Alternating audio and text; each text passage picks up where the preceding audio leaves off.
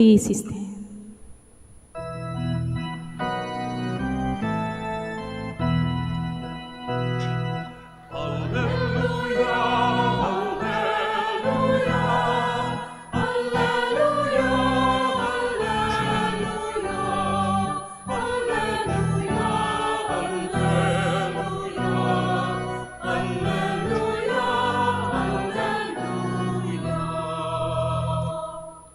Blessed are you, O Virgin Mary, for firmly believing that the promises of the Lord would be fulfilled.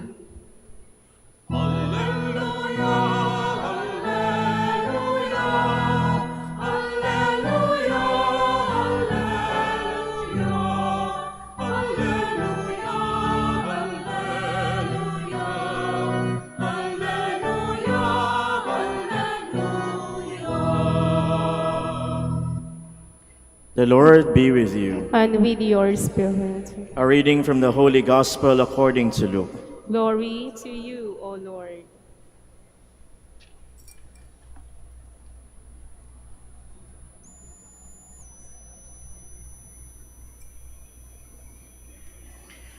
Mary set out and traveled to the hill country in haste, to a town of Judah, where she entered the house of Zechariah and greeted Elizabeth.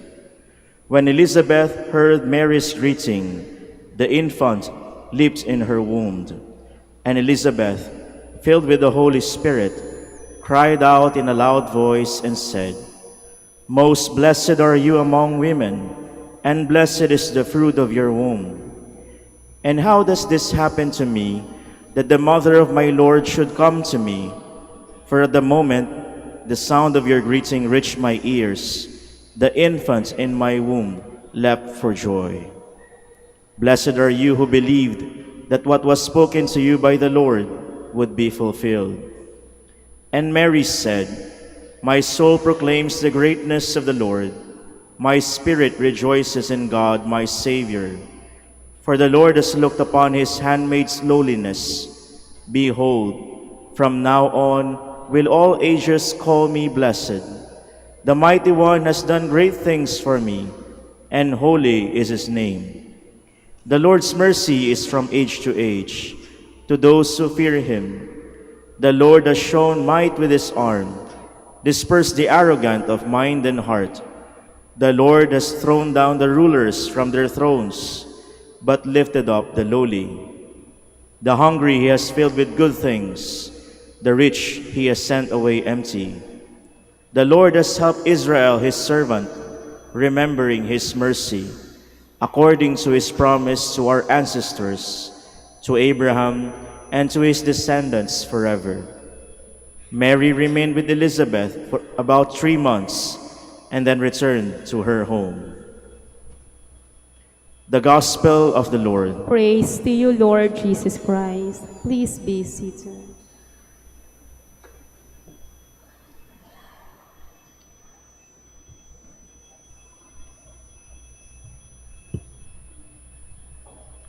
Isang mapagpalang umaga po sa ating lahat. Ngayong araw po, nalaman po natin, narinig po natin sa Ebanghelyo ang kwento ng pagbisita ng ating mahal na inang si Maria sa kanyang pinsang si Elizabeth. Palagay ko naman ho, pamilyar tayo dito sapagkat sa inyo na merong debosyon sa Santo Rosario, yung mga araw-araw nagdadasal ng rosaryo sa ating bahay, sa ating pinagtatrabahuhan, alam po niyo na ito ay parte o bahagi ng mga misteryo ng ating rosaryo. Ano nga bang misteryo ang The Visitation? Ikalawang misteryo po ng tuwa o Joyful Mysteries. Alam po ninyo, sa tuwing binabasa ko po itong Ebanghelyo at yung kwento na rin ng ating binasa ngayong umaga sa buhay ng mahal na ina, hindi ko po minsan mawari o matanggal sa aking isipan, kamalayan, ang pagka-Pilipino ko sa tuwing binabasa po natin ang ating Ebanghelyo. Bakit ko naman nasabi ho yan, mga kaibigan at kapatid? Sapagkat sa isip-isip ko ho, after nating mabasa, ganun na lang yun. Abay parang may kulang. Abay parang nabitin po tayo sa kwentong inilahad sa atin ng Ebanghilistang si San Lucas. Ang alam mo kasi natin, di ba? Kung kayo po'y nakinig kanina ng maigi, dali-daling pinuntahan ni Maria si Elizabeth at narinig po natin, no? Talagang binaybay niya ang napakalayo. She traveled to the hill country in haste, no? Mula sa kanyang tahanan sa Nazaret patungo sa tahanan ng kamag-anak niyang nasa Juda. At pagdating doon, ito yung hinahanap ko sa ating ebanghelyo. Mayroon kayang daladala si Maria na mga pagkain, pasalubong o regalo sa kanyang pinsan na si Elizabeth? Sapagkat alam nyo naman, tayong mga Pilipino, no? Kapag tayo ay dumadalaw, bumibisita, dapat matik na sa atin na may dala tayong mga regalo, pasalubong o kung ano-ano para matuwa yung dadalawin natin. Di po ba? Kung minsan, no, hinahanap sa atin nung dinadalawan natin, meron ka bang ambag dyan? O kung may patla kayo, may party kayo, nasan yung dala mong pagkain? Nasan yung dala mong dessert? Nasan yung dala mong mga kung ano-ano para magbigay kulay at saya sa ating party? Minsan, di ba ho ganyan? Pangalawa naman, no, na minsan hinahanap nating mga Pilipino, ito yung kadalasang nangyayari kapag medyo kapos tayo, no? Wala tayong maidala. Sinasabi na lang natin, huwag kang mag-alala. Iimbitahan kita, hindi dahil gusto ko ng luto mong masarap, lutong bahay mong masarap. Iimbitahan kita sapagkat gusto kitang makapiling, makasama. No? Presensya mo lang, enough na sa akin, busog na ako, satisfied na ako. Di ba kung minsan ganun tayo, no? Hindi. Mare, pare, huwag kang mag-alala. Akong bahala sa'yo. Pumunta ka lang, makipagkwentuhan ka lang sa amin, makipagbanding ka lang sa amin, sold na ako. So ano dyan, mga kaibigan at kapatid, ang ginawa o sumalamin sa pagbisita ni Maria sa kanyang pinsang si Elizabeth?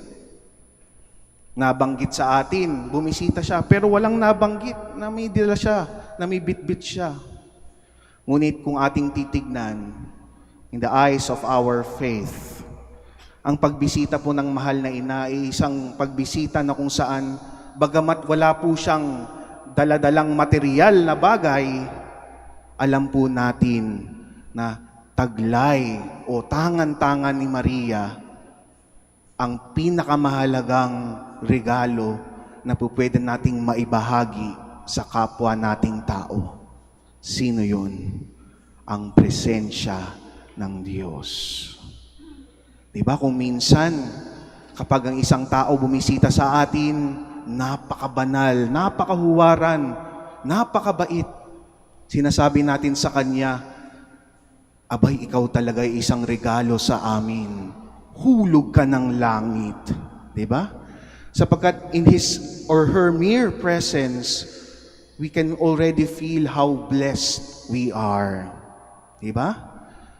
Kayo ba sa inyong buhay, kapag kayo ay nakikitungo, nakikipag-ugnayan sa inyong mga kaibigan, mga mahal sa buhay, kasama sa buhay, ano ay inyong baon o daladala? Kayo ba ay isang bisita tulad ni Maria? O kayo ay isang buwisita?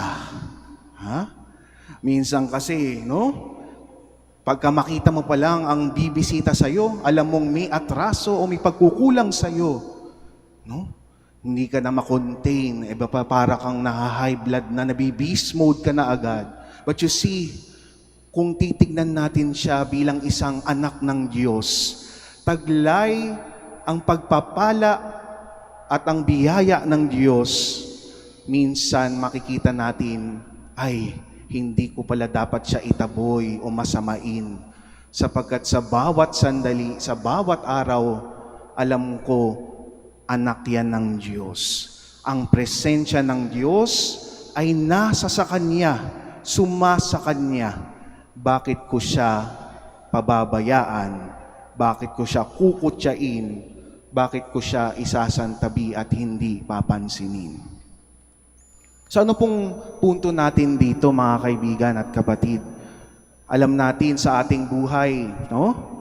Minsan nasusukat ang ating kaligayahan sa mga material na bagay, sa mga kayamanan, sa mga ari-ariang gusto nating makamit, sandamakmak, di mabilang na salapi o mga yaman. Ngunit kung titignan natin ang ating sarili bilang mga anak ng Diyos, nasa sa ating puso't kalooban ang tunay na yaman na dapat nating ibinabahagi sa iba. Yan ang ating pananampalataya, ang ating pakikipag-ugnayan o ang presensya ng Diyos na nasa ating buhay. Alam natin dito sa Manawag, dumadalaw tayo dito sapagkat may mga kahilingan o kailangan po tayo dito sa buhay. Alam ko po na kayo ay nananalangin, sumisinta sa ating mahal na ina sapagkat meron kayong gustong dinggin, marinig ng Diyos na panalangin na inyong sinasambit.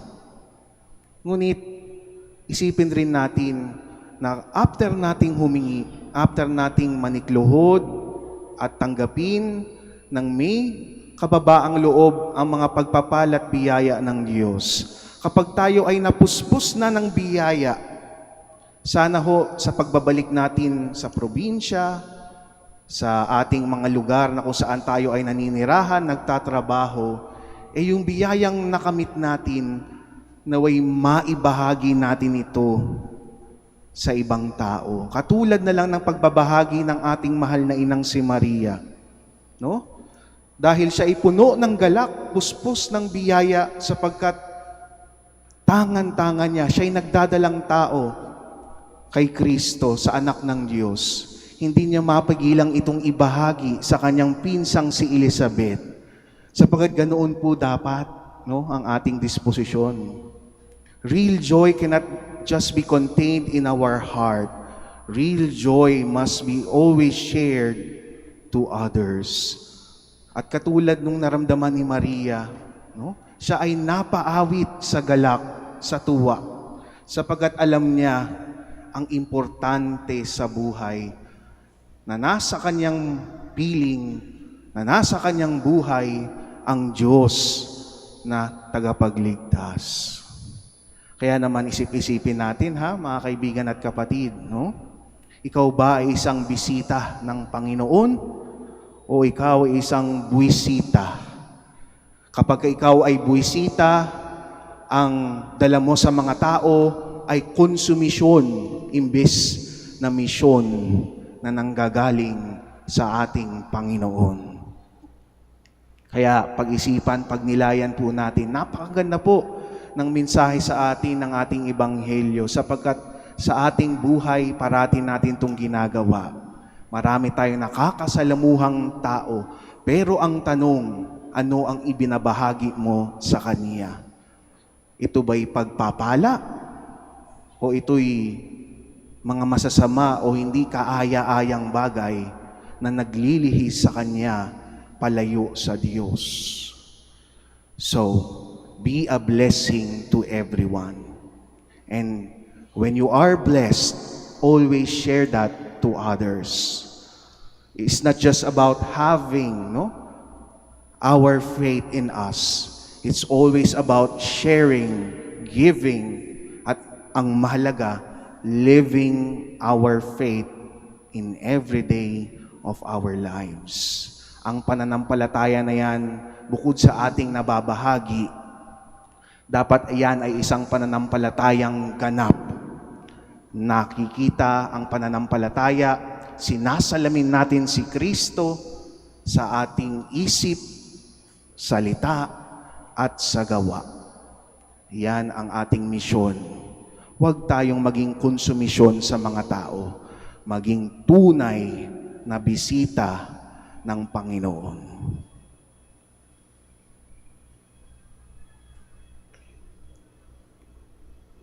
Please all stand. Let us glorify our Savior who chose the Virgin Mary for his mother. Let us all ask him, may your mother intercede for us, Lord. May your mother intercede for us, Lord. Eternal Word, make your church of one mind and one heart in love, and help all those who believe to be one in prayer with Mary, Mother of Unity. We pray.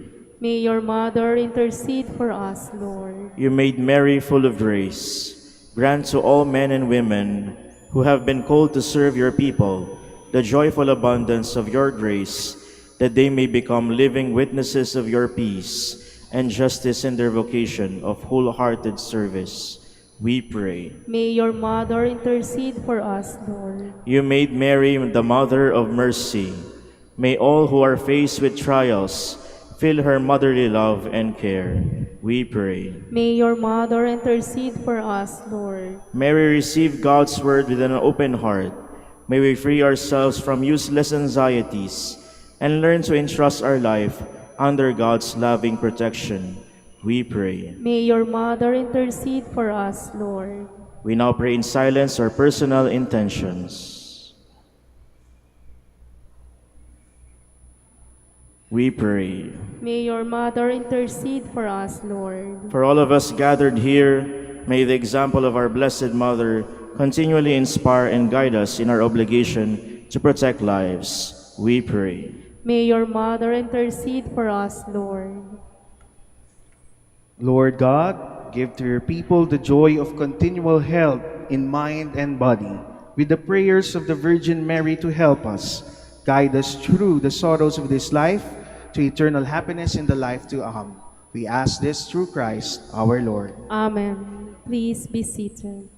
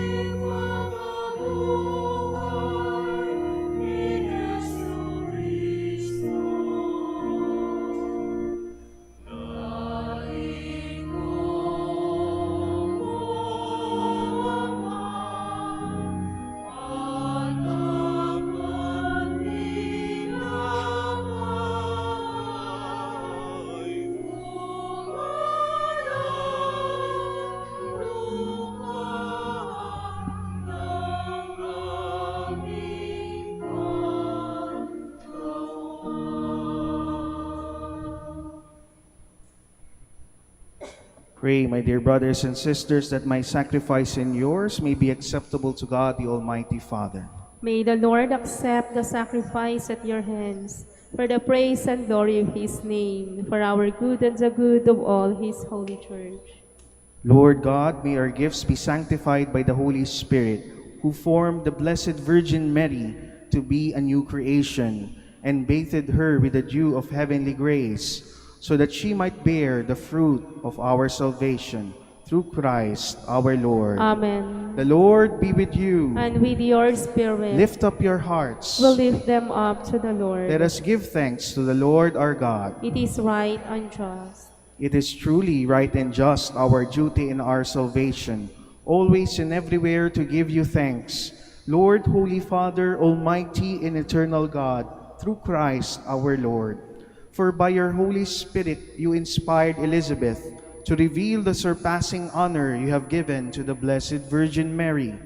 Mary is rightly hailed as blessed because she believed in your promise of salvation. In her act of loving service, she is greeted as Mother of the Lord by the Mother of Christ Herald. We make our own the canticle of joy on the lips of God's Virgin Mother, and in our lowliness, we too proclaim your greatness in the never-ending hymn of the whole company of angels and saints as they cry out.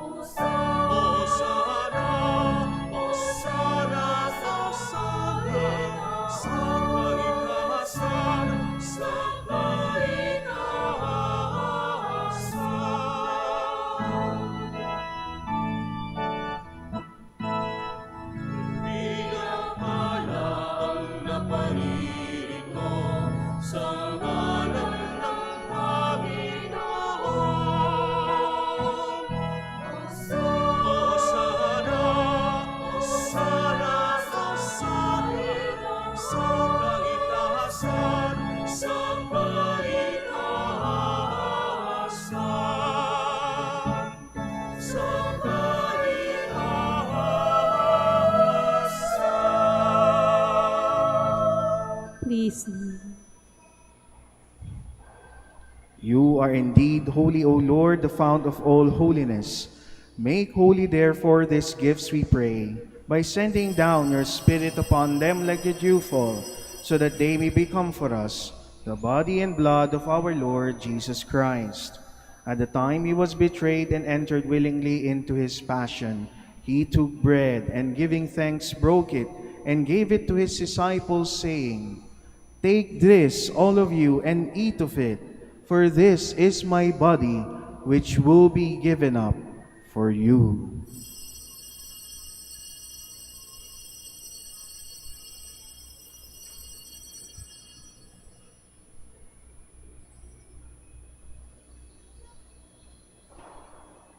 In a similar way, when supper was ended, he took the chalice, and once more giving thanks, he gave it to his disciples, saying, "Take this, all of you, and drink from it, for this is the chalice of my blood, the blood of the new and eternal covenant, which will be poured out for you and for many for the forgiveness of sins.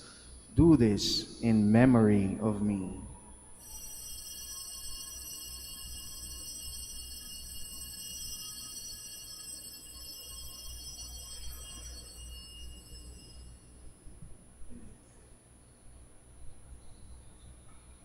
The mystery of faith. Sa krus mo ang pagkabuhay, kami natubos mo tunay. O Jesus, naming mahal, iligtas mo kaming tanan, ngayon at magpapailanman. Therefore, as we celebrate the memorial of his death and resurrection, We offer you, Lord, the bread of life and the chalice of salvation, giving thanks that you have held us worthy to be in your presence and minister to you. Humbly we pray that partaking of the body and blood of Christ, we may be gathered into one by the Holy Spirit. Remember, Lord, your church spread throughout the world and bring her to the fullness of charity, together with Francis, our Pope, Socrates, our Bishop, and all the clergy. Remember also our brothers and sisters who have fallen asleep in the hope of the resurrection, and all who have died in your mercy. Welcome them into the light of your face. Have mercy on us all, we pray, that with the Blessed Virgin Mary, Mother of God, Saint Joseph, her spouse, with the blessed apostles, with our Holy Father, Saint Dominic de Guzman, and all the saints who have pleased you throughout the ages, we may merit to be co-heirs to eternal life, and may praise and glorify you through your Son, Jesus Christ. Through him, and with him, and in him, O God, Almighty Father, in the unity of the Holy Spirit, all glory and honor is yours, forever and ever.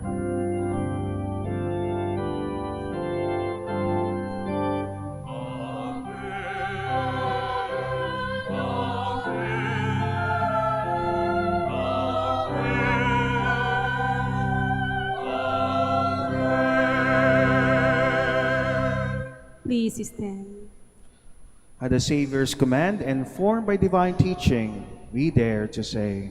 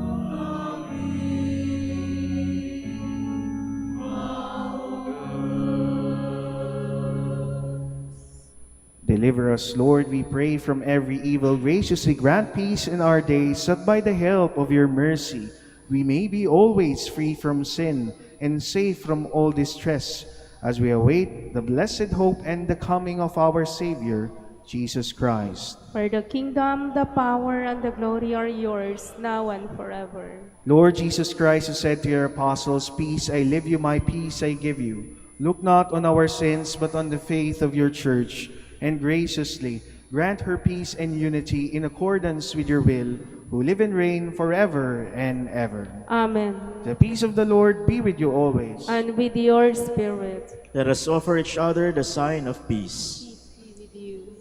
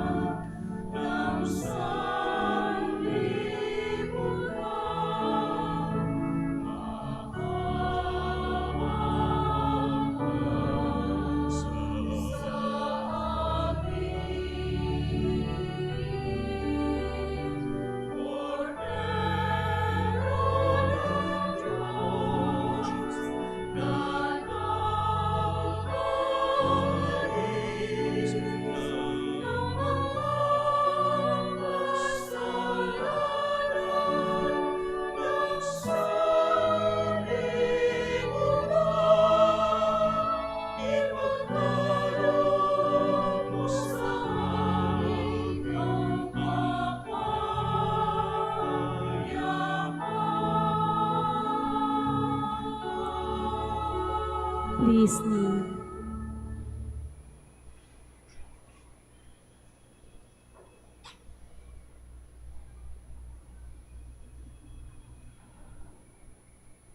Behold the Lamb of God. Behold him who takes away the sins of the world. Blessed are those called to the supper of the Lamb. Lord, I am not worthy that you should enter under my roof, but only say the word, and my soul shall be healed.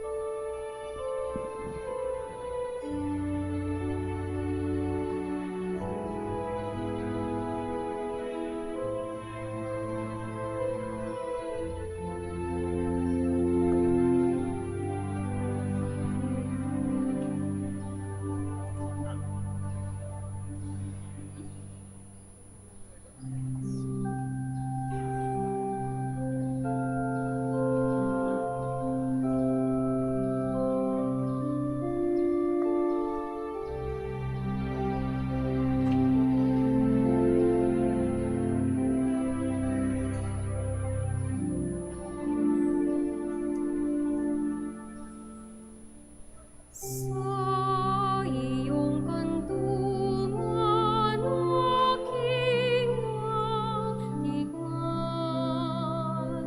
ang unang pagmamahal.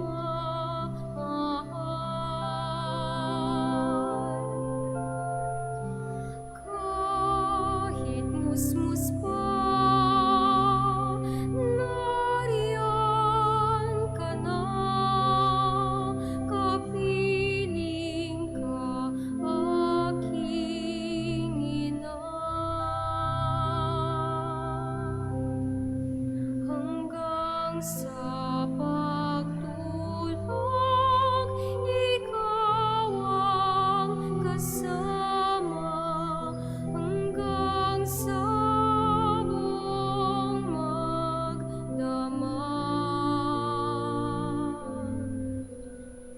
Ipinaghelen ang butihing nanay, ang kanyang bunsong mahal.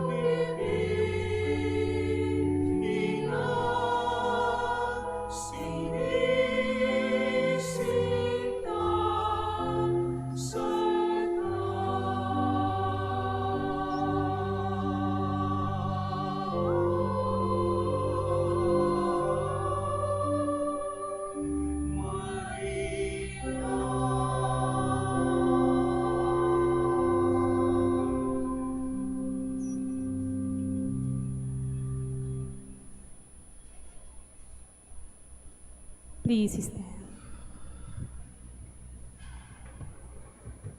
Let us pray. Lord our God, you have nourished the church with your sacramental gifts and poured out on it the Holy Spirit.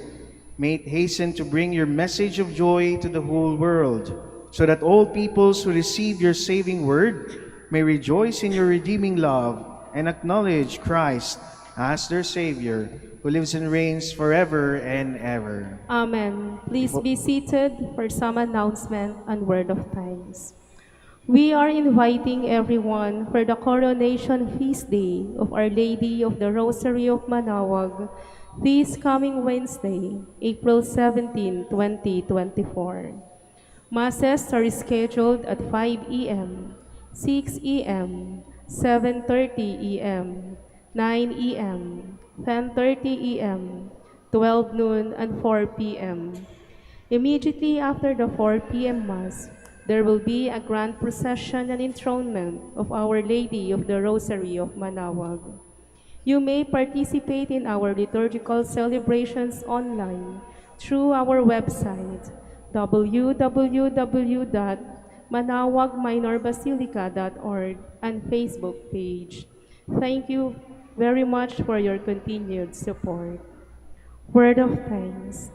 The Minor Basilica of Our Lady of the Rosary of Manaoag would like to thank Reverend Father John Andrew Bautista, OP, Reverend Samuel Sani Gurnawan, OP, and Reverend Wilhelm Bunyon, OP, for presiding over our Holy Mass today.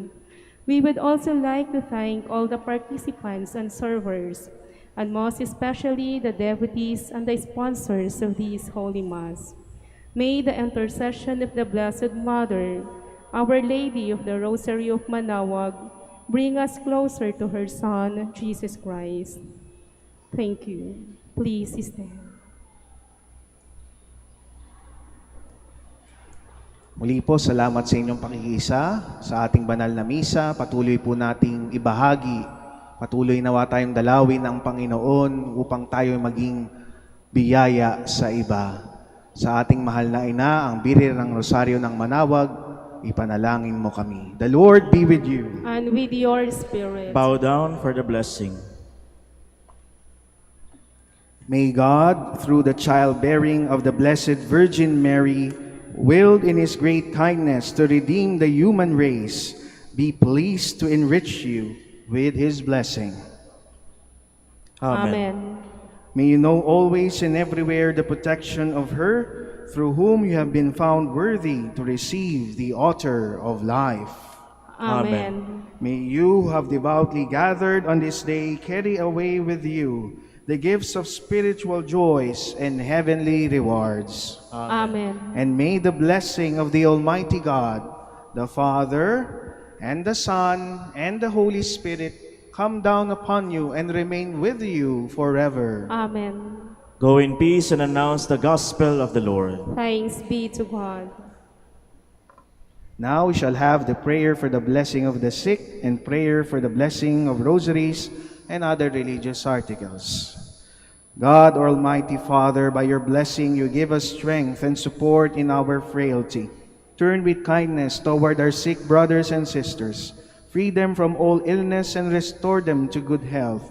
Through the intercession of Our Lady of the Rosary of Manaoag, so that in the sure knowledge of your goodness, they will gratefully bless your holy name. We ask this through Christ our Lord. Amen. In memory of the mysteries of the life, death, and resurrection of our Lord Jesus Christ, and to the honor and glory of the Blessed Virgin Mary, Our Lady of the Rosary of Manaoag, may these rosaries, images, candles, and other religious articles be blessed and made holy in the name of the Father, and of the Son, and of the Holy Spirit. Amen.